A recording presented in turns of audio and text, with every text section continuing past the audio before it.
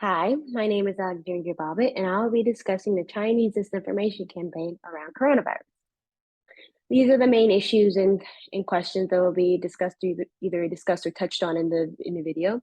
Is it possible that China is simply using the coronavirus as a means of turning the rest of the world against the world against America? Meaning, are they just trying to make America look like the bad guy? Why is China insisting that the virus came from outside of its country? And do they simply wish to not take up the blame for causing this world pandemic, or is it their guilt eating away at them for causing such an event in our world history? Meaning, why will they not admit the truth? Is the adaptation of Russian misinformation practices and continuous lack of communication with Western countries on the topic of coronavirus China's way of disrupting the peace in the world. It's been well known that Russia has been using misinformation in America for years, and it seems that China has also taken up these practices. So it makes you wonder what their ultimate goal is. To start off this timeline, we start at the beginning of COVID-19. COVID-19 was first reported in China in late 2019. It has become a well-known fact that COVID-19 is a fatal virus that harshly affects the elderly, children, and most with immune disorders and diseases.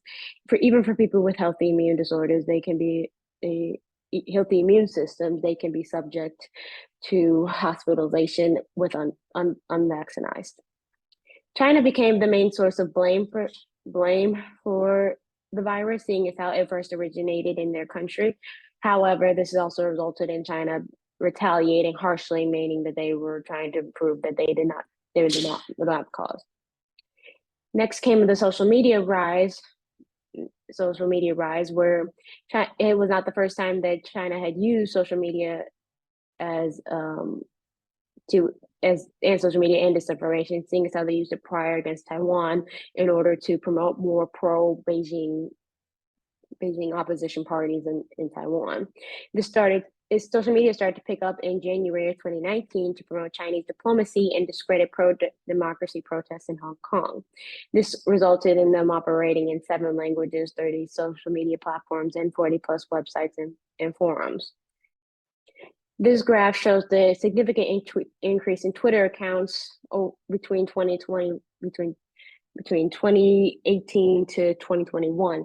As it is shown in the chart, there was a significant increase starting around the time the coronavirus became present, and this is very concerning considering the fact that Twitter and Facebook are both supposed to be banned in China, meaning that the Chinese diplomats have changed their way of doing things and decided to take a different route on disinformation. This also resulted in them shifting the blame and painting a different picture, because in the beginning of December of 2019, China issued a gag order that no one was allowed to speak about COVID or report anything or discuss it on social media at all. They also neglected to notify their citizens, meaning that many were subjected to succumb to the virus, and also allowed it to spread very widely. Through January and February of 2020, China tried to appear pitiful and earn sympathy from other countries, trying to pull off the fact that they are suffering as well. We'll help you if you help us, sort of situation. In March of 2020, they shifted the focus to a positive outlook on them making donations on masks and doctors to aid people in other countries, specifically Africa. But this also started the U.S.'s to blame conspiracy theory, where on March 12, 2020, the spokesperson of China's Ministry of Foreign Affairs retweeted a video arguing that a U.S. military soldier brought the virus to China during the 2019 World Military Games, meaning that they're wholeheartedly trying to put the blame on the United States for causing this incident, meaning that they no longer want to hold the blame for it and that they want to go do it against their enemies.